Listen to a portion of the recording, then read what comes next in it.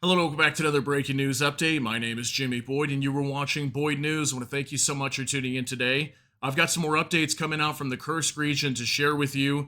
We reported just a couple days ago that Ukraine launched a massive attack into the Kursk region of Russia, and they took over something like 10 kilometers inwards of Kursk. Okay, it was a massive attack, and the Russians were not ready for this. I've got reports that something like 300 Russian soldiers have now surrendered to the Ukrainian army, a massive blow to Russia. And we know as well that Vladimir Putin is livid right now. He is very upset at the failure of the Russian forces in this region. And it also makes him look really bad considering that he launched this offensive just a few years ago into Ukraine.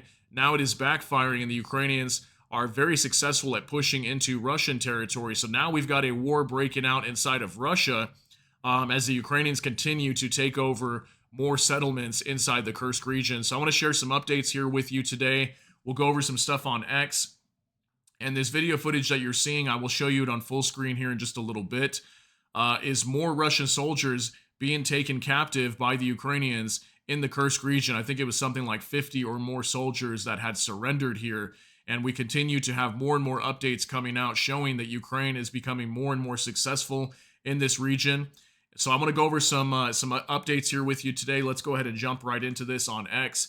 This is from Bliskovka. 350 square kilometers, of territory in the Kursk region is under control of the Ukrainian Defense Forces, according to Russian media. So this is a map that was put out. This actually came out yesterday. We'll kind of bounce back and forth. I've got a few things late in the day yesterday that kind of came out that I wanted to share with you that we didn't put out in our update yesterday, just in case you weren't aware of some of these this news that came out. But yeah, this is the amount of land supposedly that they have taken so far, and I've heard that they are starting to push towards this town over here. I don't know how to pronounce it, but Kornevo. And then I think up here in this region, they're starting to push north as well. We'll show you some more updates that show that. And the map is continuously expanding. The amount of land that they're taking is happening very, very quickly. And they've done all of this in the matter of like 48 hours. So absolutely insane. So let me show you a few more things here today. Vicegrad 24 is reporting today. We are no longer reporting on the war in Ukraine. We are reporting on the war in Russia. Okay, this came out today just about an hour ago at the time I record this. And they're basically saying that, yeah, now they're reporting on a war happening in Russia, okay? And this is completely backfired on the Russians. As the Russians invaded Ukraine, now Ukraine's invading Russia. So now we've got a war breaking out inside of Russia, and we're going to be hearing about more and more reports in the Kursk region as time moves on, because it doesn't look like this is going to be over anytime soon, and it will probably even expand. Vicegrad 24 again breaking. The Ukrainian army continues to advance in the Russian Kursk region, breaking through additional defensive lines. In this video, they take 50 Russian soldiers as prisoners of war. It is the first time in 70 plus years that Russia is being invaded. So take a look at this video. It's 18 seconds. В том числе не менее 100 убитыми и 215 человек ранеными. Уничтожено 54 единицы бронированной техники, в том числе 7 танков. Операция будет завершена разгромом противника и выходом на государственный 315 человек, в том числе. All right, so pretty crazy. I mean, we've definitely shown you guys at least maybe 3 or 4 videos of Russian troops surrendering to the Ukrainian army as they continue to push into the Kursk region. So definitely a humiliating blow to Russia. And again, we know that Vladimir Putin is very upset right now. I showed you guys a video just yesterday of him being briefed by Valery Gerasimov, who is in control of the southwestern portion of Russia. And while he was briefing him, we could see that Vladimir Putin was very upset, that he could tell, you could tell by the video and based on his reaction that it was not looking good for the Russians in this area. And then we've got these videos coming out like this that proves that, that definitely the Russian military is collapsing in this region and they are not able to stop the Ukrainians. So take a look at this from Nexta. 59 more Russian soldiers taken prisoner at Sudza checkpoint, Ukrainian mass media says. So we talked about the Sudza checkpoint. This was one of the first checkpoints that were hit when the Ukrainians advanced, and there was something like 3,000 to 5,000 troops that pushed into the Kursk region, and immediately there was at least 59 or more Russian soldiers at this checkpoint that had to surrender. So that was a picture that came out from there, and that came out today, this morning. So from Nexta again, Ukraine has seized more territory in less than 48 hours than in the entire counteroffensive in the summer of 2023, the Telegraph says. According to the author of the publication, the Ukrainian offensive in the Kursk region has 3 key objectives. So take a look at these. The withdrawal of Russian troops from the Donetsk region is one of them, and that's obviously major because if they pull troops away from the Donetsk region, that helps Ukrainian troops on the eastern side of the country in their fight trying to push the Russians back, because that's an area that has been widely talked about that the Ukrainians are struggling to hold and they continuously have to fall back. So that would obviously help them in a way. Sowing discord in the Russian Federation, promotion of the agreement on the exchange of territories during the upcoming negotiations. Now, this one to me is very, very big because we know that coming up in November, the Ukrainians are going to try to push to have this war come to an end, hold another peace summit, I think in November, soon after the elections. And if Donald Trump ends up becoming president, he's already come out and said he's going to push for this war to end anyway and try to end this war. So the Ukrainians want to try to come to some sort of agreement with the Russians soon, and this will give them leverage if they take over land inside of the Kursk region, especially if they take over key infrastructure. Let's say, for example, they already took over the Sudza checkpoint, and there's a major liquefied natural gas transit facility there that is one of the only, if I understand this correctly, the only transit center for liquefied natural gas coming from Russia into Europe. Okay, it goes through Ukraine into Europe. And obviously, if the Ukrainians take control of that, that'll give them massive leverage as well, because also Europe and NATO is backing them. So that would kind of push them to get involved and want to continue to receive this liquefied natural gas coming from Russia. So obviously, this is very strategic for the Ukrainians to be doing this. So I thought that was very interesting information to share with you. Also, from next to the AFU is advanced in Kursk region by 10 kilometers, says the ISW, which is the Institute for the Study of War. Analysts write that Ukrainian forces have overcome at least 2 Russian defense lines, a stronghold, and occupied Guevo, Gornal, and Kurilovka. Meanwhile, Ukrainian blogs write about 300 captured Russian servicemen. So 300 captured Russian servicemen. That's absolutely insane that they were able to capture that many troops. And this shows how much the Russians were not ready for this attack. Okay, they definitely were not prepared for this. And we've got this picture that came out here, like a little map from the Institute from the Study of War that kind of shows where the Ukrainians have pushed into. So all this blue is how much land they have taken already. So multiple major settlements. These 2 locations right here were these checkpoints where a lot of the Russian soldiers had to surrender when the Ukrainians pushed in from the Sumy Oblast. So absolutely insane, guys. Very big news coming out from the Kursk region. Also, this came out today from Vicegrad 24, breaking: the Ukrainian army has made significant advances into the Russian Kursk region today and are now 30 kilometers deep into Russian territory. Several new Ukrainian brigades have been sent into the breach, contributing to the swift advance. The map is no longer up to date. So this came out an hour ago around the time that I record this, August 8th, 2024. And apparently this map showing how much land they've taken is not even current right now. We'll probably have an updated map coming out in the coming hours or maybe the next 24 hours. But apparently they've taken 30 kilometers of land into the Kursk region. Okay, yesterday when we originally started to report this, it was something like anywhere between like 7 kilometers up to upwards of like 25, but 25 was kind of unconfirmed at the moment. Now we've got confirmation from Vicegrad 24. They are now 30 kilometers deep into the Kursk region. Okay, also from Military News UA, Russian propaganda bloggers reported that the armed forces of Ukraine are fighting near the village of Kromsky Biki. I think it's Biki how you say it. The settlement is located directly 15 kilometers, actually more, from the key highway 38K-017 Kursk, Lov, I think is, and Rilsk. Control over this road will simultaneously allow Ukrainian troops to cut off the border city of Rilsk to the west and move along the road towards Kurchatov, where the nuclear power plant of the same name is located. So the nuclear power plant that's not too far away from where the Ukrainians are fighting right now could be a major objective. We'll show you a poster that talks about that in a minute. But here's another like a map that shows the Ukrainian troops could potentially be moving north And this is where they originally controlled down here. So now they're starting to move north and also northwest over here to this town. Okay, so this was some big news as well that shows that the Ukrainians are definitely trying to push further and further into the Kursk region. Okay, also from next to Ukraine's seizure of the Kursk nuclear power plant is unlikely.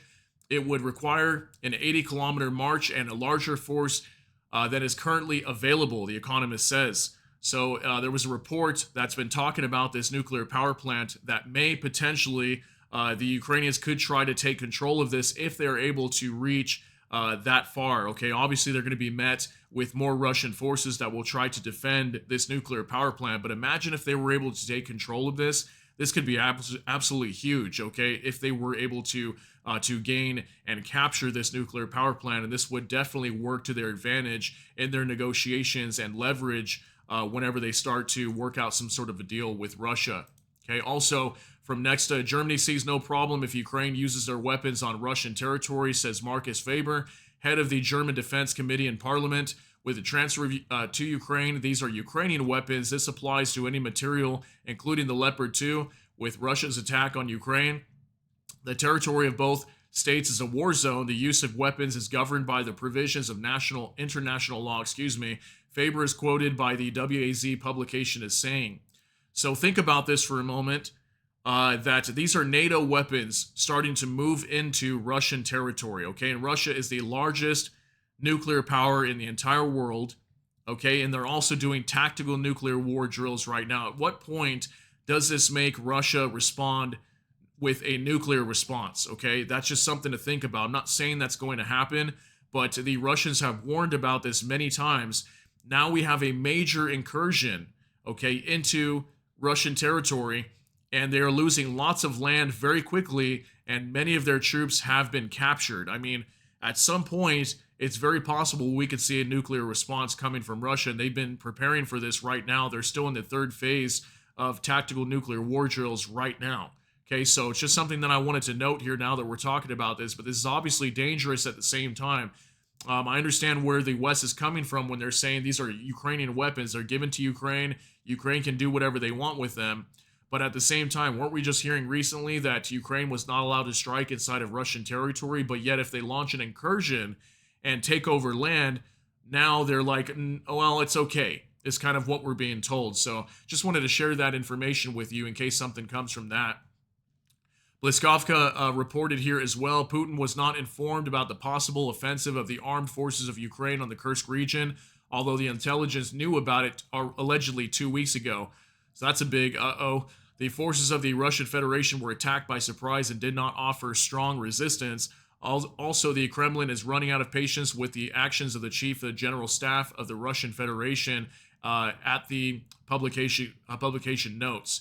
So this is obviously something huge too. I mean, if Putin was not informed about this, but the intelligence knew that this was coming, why was Vladimir Putin not briefed on this, and why was the Russian forces not prepared for this? Okay, did they think that maybe it wasn't coming, or did they get some sort of intelligence that maybe the Ukrainians were not going to launch this attack? But how did the Russians not know that this was not coming? Okay, how did they not know this? I have no idea, but clearly Ukraine has been very successful at this, and we're going to continue to hear more updates coming out. So also from Nexta, residents who were forced to leave their homes in the Kursk region will be paid 10,000 rubles each, which is also equivalent to $115, Putin said. So they're going to get a measly $10,000 in rubles, because they had to flee their homes because of this war breaking out with the Ukrainians pushing in. So obviously that's not going to do much for the people that had to completely leave their homes. And where do they go next? Regardless, I wish this war would end, but at the same time, Ukraine wants payback, and they also need leverage for these negotiations coming up here very soon. So thought that was some interesting information coming out. Now we're going to talk about the White House, the U.S. support, and also NATO backing Ukraine in this offensive. So I've got some information regarding that. Next reports, White House says it will continue to support Ukraine after the attack of the Kursk region. White House spokeswoman Karine Jean-Pierre said at a briefing that the U.S. will contact the Ukrainian military to ask about their goals in the attack on the Kursk region. We're going to reach out to the Ukrainian military to learn about their objectives. In terms of details, I would reach out to the Ukrainians to ask them about their own military operations, Jean-Pierre said. She noted that Washington supports reasonable actions by Ukraine to defend itself against Russian attacks. So is this the reasonable option of Ukraine attacking inside of Russian territory? I have no idea. And it seems like the West is really trying to stay out of this. They're kind of just saying that this is just Ukraine that's doing this. We're trying to find out why they did this, how they did this, and they're trying to make it appear as if they're not involved here, but in a way they are, because all these weapons that are given to Ukraine to even launch this offensive is coming from the West and primarily the United States. So obviously this is very dangerous, again, what's happening over here, and hopefully we don't see some sort of major response from Russia or potentially like a nuclear response. But I'm going to show you a couple more things that are showing that we are reaching very dangerous grounds here. Vicegrad 24. The U.S. State Department calls Ukraine's incursion into the Kursk region of Russia a sovereign decision. Ukraine's actions in Kursk region do not violate U.S. restrictions on the use of American weapons supplied to Kyiv.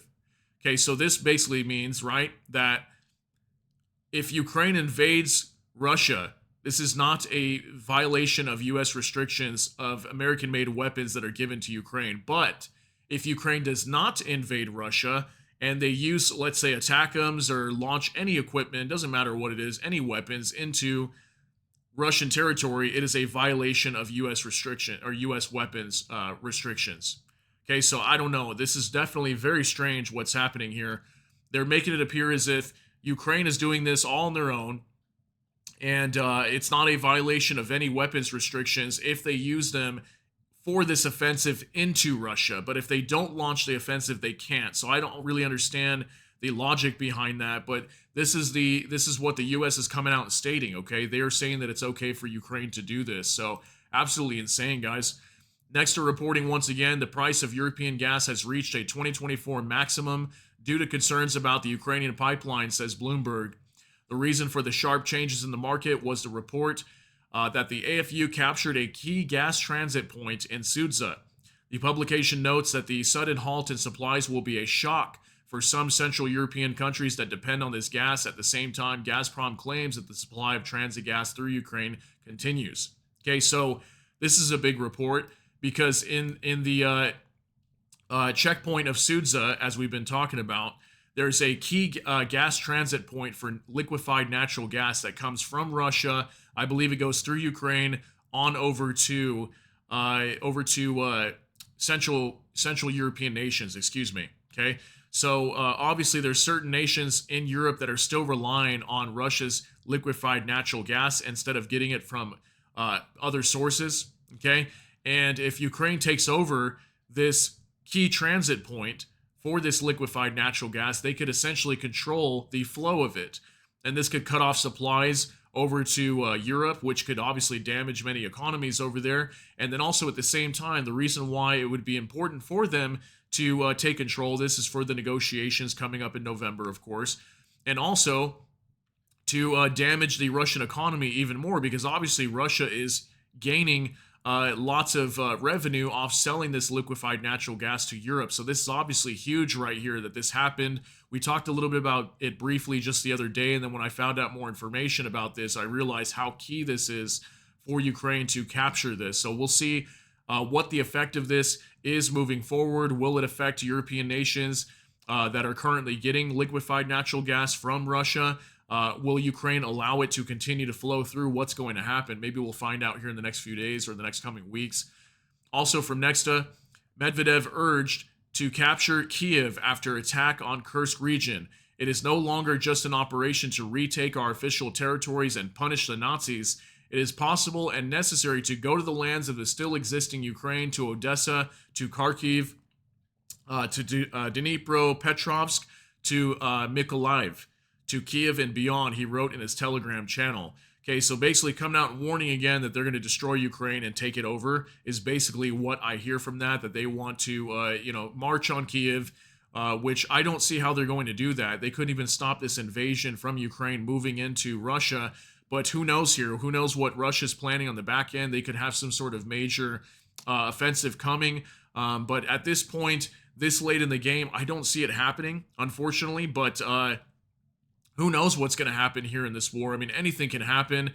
And again, I think the major catalyst here at some point could potentially be tactical nuclear weapons being used on the battlefield. And don't completely write that one off. I think it's definitely a potential. I think it sounds very far-fetched and crazy to say that, but I think at this point of the game, especially after the Ukrainians pushed into the Kursk region and a major incursion has taken place inside of Russia, this could definitely prompt Russia to respond with nuclear weapons. I think it's very possible. So also, from Igor Sushko, we got two more things to go over and we'll get you guys out of here. So for the Kursk offensive, 2 Russian tanks destroyed by Ukrainian armed forces before the Russians even had a chance to unload them from the truck. So looks like we had 2 Russian tanks that were destroyed here by the Ukrainians in the Kursk region. So take a look at this. 2 танка, 2 прилета. Боекомплекс работал. Наш пост разъебанный, прямое попадание. Только что дымится, еще свежий. 2 танка, 2. So based on reports that we're getting like this, and then also the reaction from Vladimir Putin when I showed you guys that video of him being briefed on the situation over here just yesterday, definitely doesn't look good for the Russians. It looks like they got run over here very quickly and caught by surprise with their pants down. And we're going to have to see how this unfolds. This is absolutely crazy, and it's getting more crazier by the day. And we'll have to see how far Ukraine is able to get into the Kursk region. So finally, one last thing. This isn't actually involving the Kursk region, but I wanted to talk about this just briefly and show you this video. Next, it says a strike on a butter factory in Shebekino, Belgorod region. Milk rivers are flowing through the town. So we'll kind of briefly watch this real quick, 43 seconds, and then I want to talk to you guys about this real quick after. Короче, опять реки из молока, маслозавод.